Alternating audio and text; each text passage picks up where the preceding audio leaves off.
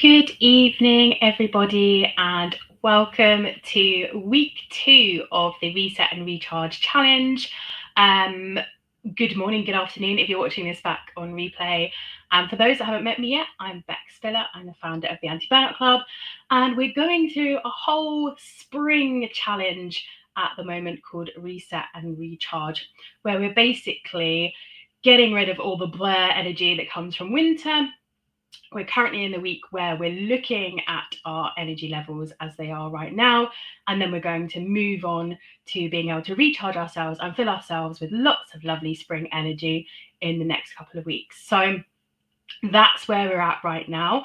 Welcome to everyone new. Welcome back to everyone who's already been on this last 2-week journey with us. Lots to think about this evening. I know that a few of you have had lots of questions about this week. A few of you have gone, I have no energy whatsoever. How am I supposed to actually monitor it or manage it? So what I'm going to go through this evening are kind of some tips and tricks to really think about what I call energy management, right? We get sold a lot about time management, but I want us to think about energy management today. So just a really quick reminder for those of you who perhaps have done 1 or 2 challenges, maybe from last week, or you're struggling to kind of get the ball rolling. These are all about small shifts and not about big pressures. So please don't treat this challenge as like another thing on the to-do list, right? If you start to put yourself down about the fact that perhaps you haven't started yet or you've only done a couple of challenges, then I can guarantee you that you will never start. So I want you to get rid of all of that. Wherever you are on this journey, just pick one thing from either last week's challenges or this week's challenge, and I'm going to show you the quickest and perhaps easiest thing that you can do from this week's challenges.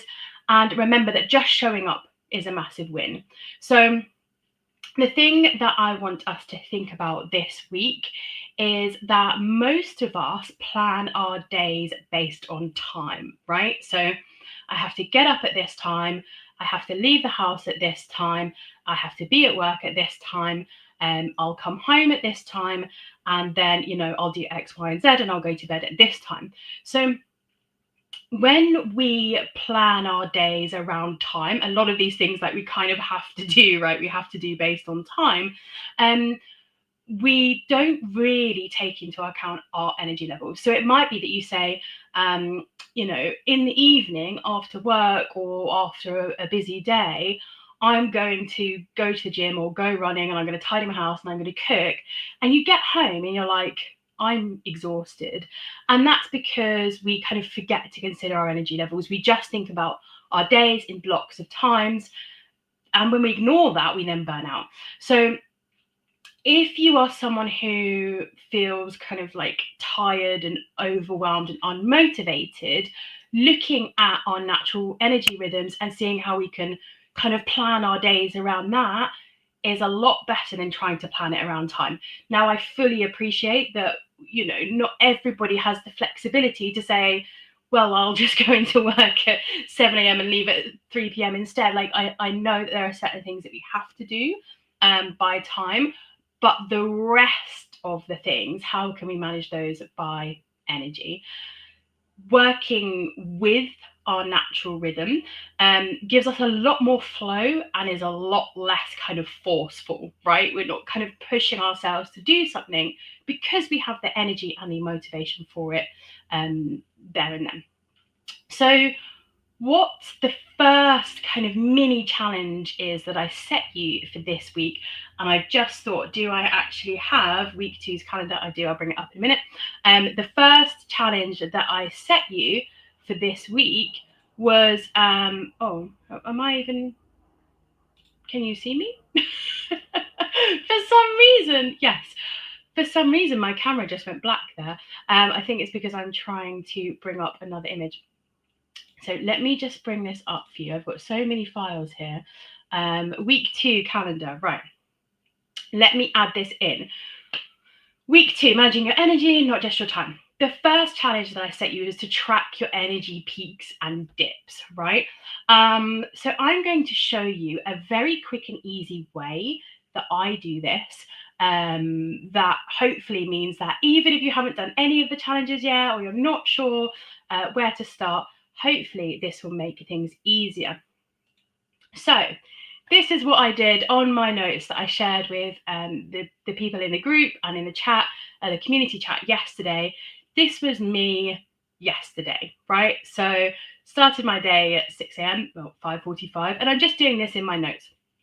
I made a table with all the times the night before, and I just filled it in when I remembered. I wasn't like bang on 6 o'clock, like, oh, what's my energy level kind of within that hour. So I made a note of all of the times, hour by hour, and then each time I remembered, I jotted down my energy level out of 10. Now, my energy level out of 10 might be completely different to yours. So if you are someone that struggles with chronic fatigue, or you really struggle with your energy, consider what your 10 looks like, right? Not what, I don't know, Joe Wicks's 10 looks like, because his 10 is like another level of 10, right? No, I'm never going to get anywhere near that 10. Consider what your 1 to 10 looks like, and then write down your energy levels each hour. Now, another really good thing that you might want to consider, and I'll kind of go into this a bit more with the download at the end of the week, are any notes of things that may have impacted your energy levels. So my first one was Evelyn woke me up at 5:45. I was not ready to get up yet. And then we have at 9 a.m, I had coffee. That gave me a nice burst of energy. Although I generally kind of don't need the coffee at 8, 9 o'clock. I'm generally feeling pretty good. I tried to combat any kind of peak at 11 by going for a walk in the sunshine. Interestingly, lunch, I had leftover spag bol. And I know that if I eat a lot of like heavy food at lunch, it's going to give me an energy slump, and it did. So you can see my energy then starts to go down. I had a coffee at 2 o'clock. I think it was about 2:30. Naughty, a bit too late in the day for me. And that brought my energy up a little bit, but not really massively. And then it starts to go back down again, and so on. So this takes me 30 seconds every hour to jot this down. And this is such a good thing to do for a few days. If you can, if you remember, and this is particularly helpful for the women watching this who still go through a monthly cycle, if you can do it for a full month, you will see so much that then starts to make sense. So I actually did this one month where I plotted out an entire month of my energy levels, and I love a good table. I'll dig it out for you, actually. It's quite interesting.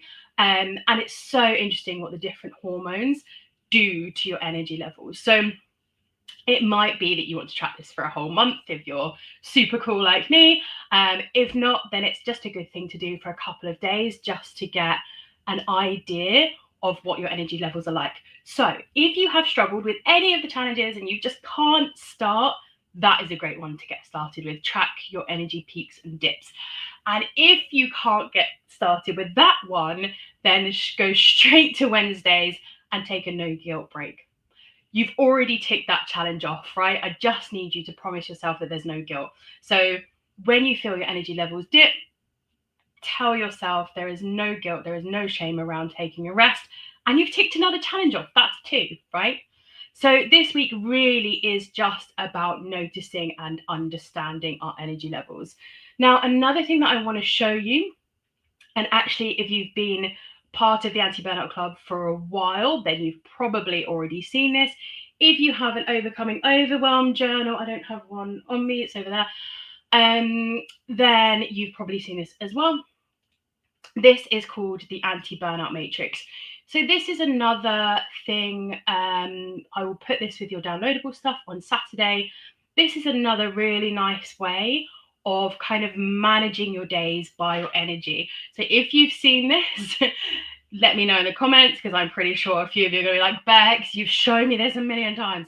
The Anti-Burnout Matrix is basically where you plan your to-do list by different types of energy. So you've got your physical energy and your mental energy. And this is just kind of like splitting it up even further, because energy, you might feel like tired but wired, where your brain's like switched on and have no physical energy, or vice versa. So top left is high physical, hang on a sec. High physical, low mental energy. I had to think. See, I've got no mental energy. Top left is high physical, low mental energy. Bottom left is low physical, low mental energy. Top right is high and high. And bottom right is low physical energy and high mental energy. Goodness me, my brain could just not work that out today. So basically, what you do is you write down your to-do list, and then you put where things fall. So your self-care activities, for example, would be in the bottom left. Low mental, low physical energy, they're things that you do to recharge. And then it might be that your top left, so your high physical energy, are things like exercise, right? Things where you need lots of physical energy, tidying the house. And then you've got your things that need high everything, which is everything needs to be switched on. For me, that's just work in general. And then anything that you can do that doesn't need a lot of physical energy, so it might be sitting down at a computer doing something, goes in the bottom right. So this is another really nice way of managing your days around your energy levels. And like I said, I know that not every day can be planned like this, particularly if you've got work or you've got other responsibilities that won't let you plan by your energy. But it's a nice thing to do for to-do lists that perhaps are like things to do at the weekend or things to do when you've got a day off. So let me bring back up the week 2 calendar. And another thing that, actually thinking about it while we're talking about it, that some of you have brought up is the spoon theory. So I don't know if any of you know about this as well, but this is made popular with those that have chronic conditions. And the spoon theory is basically where you have 12 spoons to use throughout the day, and each task uses a various number of spoons. So what might use 1 spoon for me could be 3 spoons for someone with chronic fatigue, for example. So using the spoon theory, it's really, again, like I said about rating your energy level on your 1 to 10, not Joe Wicks's 1 to 10. The spoon theory works in a similar way, because you're using your energy in a way that works for you and isn't comparing energy levels to somebody else. I think a really important thing to think about is, if you always plan like your hardest tasks or the things that you really, really struggle to get motivated for at your lowest energy point, you'll always struggle. So the reason that we use these exercises, and the whole point of this week, is, like I said, just to notice. That's all. When you then start to notice and you start to understand your patterns, you can begin to adjust. And that's kind of what we'll look at in week 3 and 4. And that's really, really powerful stuff, right? So this is a super mindful way of understanding ourselves, our energy, and our flow. And then next week, we can start to build more energy into our lives by working with that effectively. So the last kind of challenge that we've got on here is to create your ideal daily energy flow. So I want you to think about, what would the perfect day look like if you didn't have to abide by anybody else's rules, and you could just wake up when you wanted, do your high energy tasks when you want to, do your low energy tasks when you want to, and all of that kind of stuff. What does that look like? Just write it down, because you might find that there will be a day where you're like, oh, I can do this today. I can have one of these ideal kind of daily energy flows, and you'll feel it's quite exciting, right? Because you'll feel different working with your energy than if you plan your day by time. So this is just a nice exercise to kind of get mindful and to really think about those peaks and dips and what your day would look like. Okay, that is it. I'm going to take the calendar down now. Hopefully you've all got it anyway. If you have any questions, if you are stuck at all at any point in this challenge, please, please, please do reach out. Don't hide in the shadows and go, oh, if I just ignore it, it'll go away. Or maybe I'll start it one day. Please do reach out. That is what I'm here for. That's what the rest of the community is here for. We've also got some exciting things happening to the community in the next couple of weeks. That will make it a lot easier for everybody to support and reach out without having to rely on Facebook, for example. So I will let you know all about that probably in the next live next week. For now, I'm just going to say enjoy the rest of your evening, your day, whenever you're watching this back, and enjoy noticing your energy. Have a lovely rest of your night. Take care. Bye-bye.